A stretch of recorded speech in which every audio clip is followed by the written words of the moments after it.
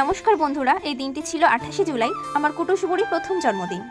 আর এই দিনটি ছিল 25 তারিখ ভোরবেলা। আমার বাবা আমাকে এগিয়ে দিয়ে আসতে গেছিল শিয়ালদা পর্যন্ত। সেকেন্ড ট্রেনে করে আমি আর বাবা পৌঁছে যাই শিয়ালদা, এবং শিয়ালদা থেকে আমার বাবা মাতারা এক্সপ্রেসে তুলে দেয়, এবং শিয়ালদা থেকে আমি একাই রওনা হই দিদিবাড়ির উদ্দেশ্যে সাঁইথিয়া বীরভূমে। এই প্রথমবারের মতো 200 থেকে 250 কিলোমিটার পথ আমি একা একা ট্রেনে জানলা থেকে চারিদিকের পরিবেশ প্রকৃতি দেখতে দেখতে কাটিয়ে ফেললাম। সাঁইথিয়া জংশনে নামার পরপরই আমার জামাইবাবু আমাকে নিতে চলে আসে স্টেশনে।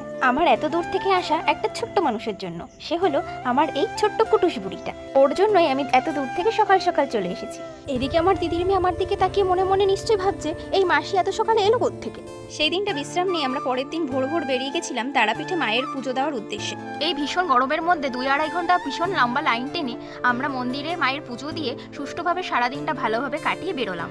পরের দিন সুন্দর করে সাজিয়ে গুছিয়ে পালন করা হলো আমাদের ছোট্ট বুড়ির জন্মদিন। Happy birthday to you অদ্রিশা।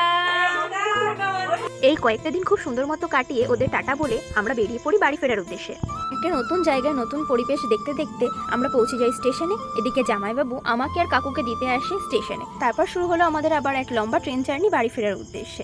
ট্রেনে যেতে যেতে চেনা স্টেশনগুলো দেখতে খুব ভালোই লাগে। একটা লম্বা ট্রেন জার্নি শেষ করে যখন নিজের এলাকায় ক্লান্ত শরীর নিয়ে পৌঁছলাম, তখন একটা আলাদা শান্তি অনুভব হলো। আজকের মতন এইটুকুনি, টাটা।